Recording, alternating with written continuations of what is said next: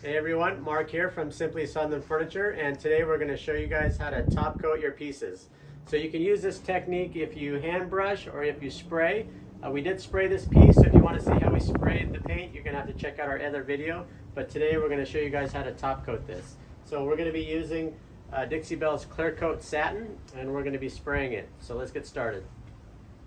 Okay, so let's get started with the gun. So if you can see, I have those black marks on there. The first one is 5 ounces. 10 ounces, 15 ounces. Those are actually labeled on the hopper, but as you guys know, once you paint and stuff, they get kind of messy, so that way we do that so we can see it all the time. Now we do have 2 guns. We have one just for paint and one for our clear coats. So what we're gonna do is, I'm gonna start by priming the gun. So that's just taking a little bit of water and putting it in the hopper. Then I'm gonna take my clear coat, and that piece is probably gonna use 5 to 7 ounces. Typically on a piece like that, we like to do 3 coats on the top and the face, and then 2 to 3 on the sides. So I'm going to stir up my clear coat. I'm going to pour it directly into the hopper.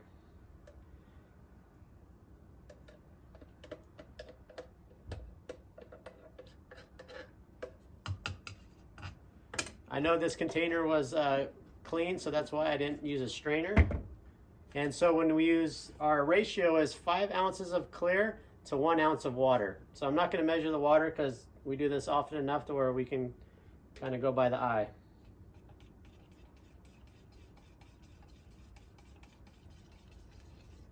So mix it up really good. And my gun, I have the pressure going to the gun at 75 psi. So it's the same as paint as for the clear coat.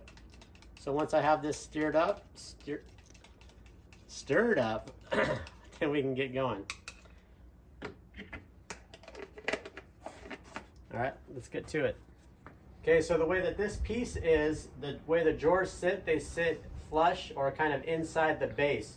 So therefore, I'm gonna go ahead and leave the drawers in and spray everything together. And then after it's dry, I'll come back, pull the drawers out, and then just hit the edge with the clear coat. If the drawers sit over the top of the base, like some pieces do, I would take the drawers out, put 2 coats on the base, and then put the drawers in, and then clear coat everything that way.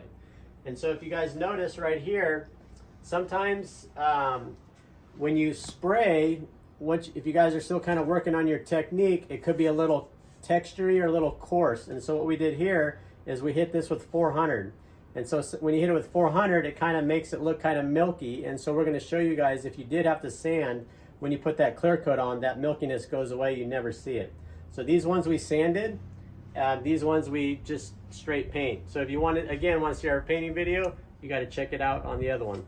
So if you guys remember, we primed the gun with the water first, so I want to get that water out of there. So I usually have a piece of cardboard, and then see how it's milky. So that's how I know the clear coat's coming out. And so you'll see when we're painting that, it's gonna come out milky, but it's gonna dry clear. And so when I do my spray pattern, my second one is gonna be 50% over the last one. And that's called keeping a wet edge. That way we won't have any tiger stripes. Now don't worry, let's say you did your first coat and you have some tiger stripes in there, just let it tack up and get some 400 and then just hit it, and then go ahead and when you put your second coat on, just pay more attention to your overlap, and then your tiger stripe should go away. So let's get started.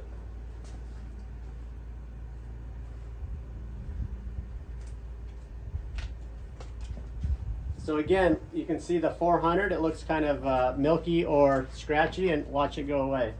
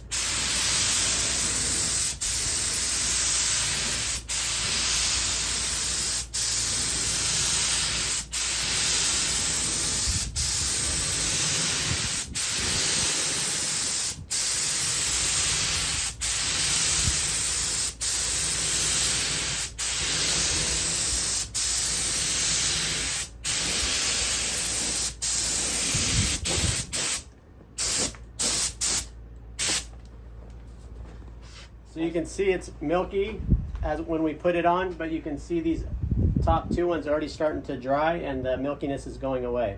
So I'm gonna get going on this side. And one thing I wanted to show you guys is, notice how my nozzle is this way? So the fan is like this.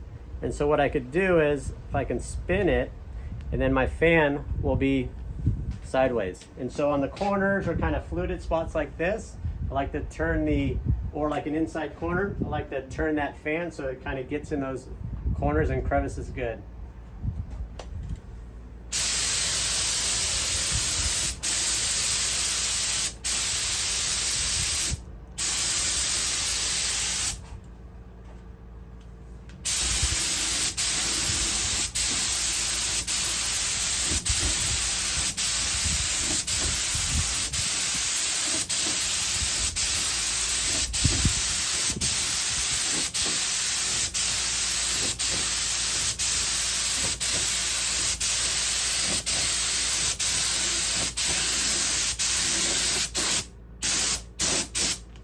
So I'm really trying to focus on keeping my gun nice and parallel to the piece and making sure on the edges I'm not going like this, and my wrist is locked, and I'm just trying to keep it nice and even and straight.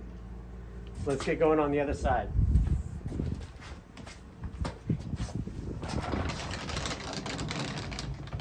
So I'm going to turn my fan again sideways so I can get in this fluted side and the corners.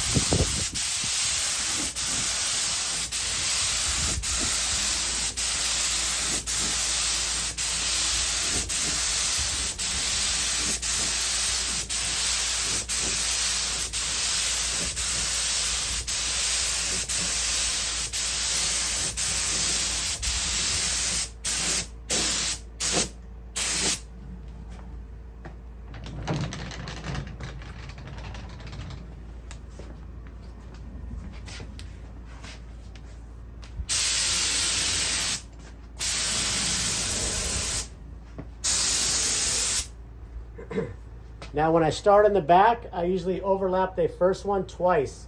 Now the reason why I do that is sometimes when you just do one pass, that first little edge back there kind of gets like not coated well, so I like to double up to make sure it's coated good.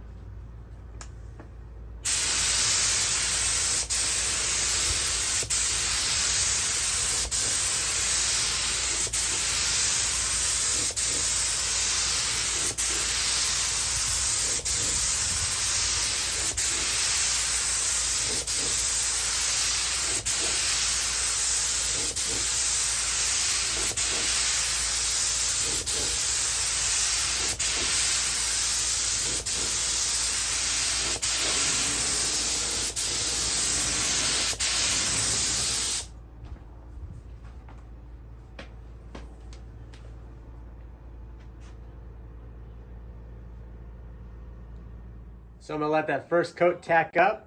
When I say tack up, I mean dry to the touch. Then we'll put the second coat on. We'll let that tack up.